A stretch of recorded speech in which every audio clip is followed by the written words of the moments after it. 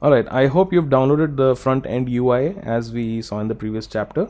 What we're going to do now is we're going to install Express, and we're going to create our app.js file and get started with the project. So before I can install the Express framework, the first thing that I need to do is I need to create a package.json file.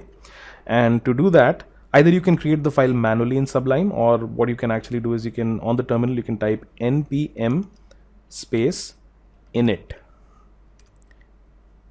and what this will do is this will ask you a couple of things. So I'm going to type in the name of my app, which is ChatCat, and as for the version, I'll set it to 0.0.1, and just keep pressing a couple of further enters, and this should create a package.json. So once you have a package.json file, the next thing to do is to install the Express framework.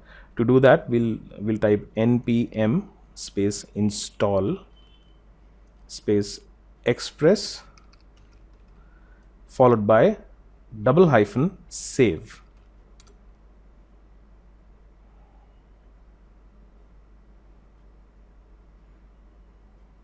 So the reason why we use the _save is that if you look in the package.json, you'll see that the dependencies attribute now lists the Express framework. So this is automatically created for you in the package.json if you use the _save option.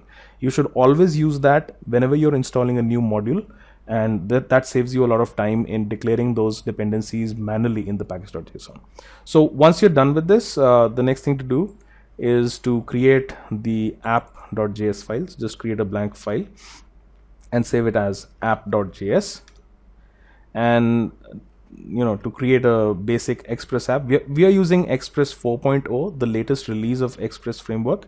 And for those of you who have seen the Express framework before, a lot of things have changed. So I'm going to strictly follow the Express 4.0 convention, and we're going to ensure that whatever new features are there in Express, you are made aware of all those features. So let's start by creating a variable called Express and set it to require Express. And while we are at it, the next thing that I'm going to do is I'm going to create an app and invoke the Express function. Now, before we can actually run this app, the first thing that I need after we invoke the app, the Express, we initialize the Express app, is that I need to create a route. A route helps you in mapping URLs to specific responses. So the first route that we're going to create will be app.route, and in the bracket give a /, and the method that we're going to use for this route will be a get method, and it will be followed by a function which has 3 parameters. The first one being the request parameter, next one being a response parameter, and the last one being next. Okay, so the next ensures that it's not the only route that the app has, and is going to look for other routes mentioned in the application. So make sure that you use the next argument also.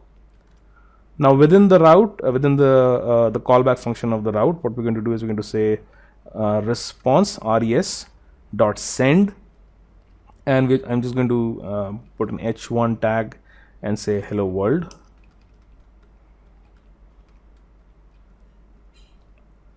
Okay, so this defines our route. And one last thing that I need to do before I can actually run the app is I would do an app.listen, and we're going to set a port here, so that'll be port 3000, followed by a callback function which just outputs to the console ChatCat working on port 3000.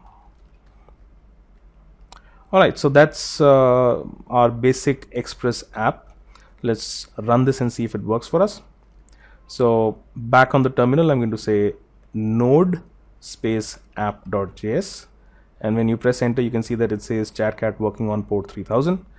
Open your browser and type in localhost :3000, and you can see it says hello world. So what we've done is we have downloaded, we have installed Express framework using the npm, and we have set up a very basic hello world app which works like a server.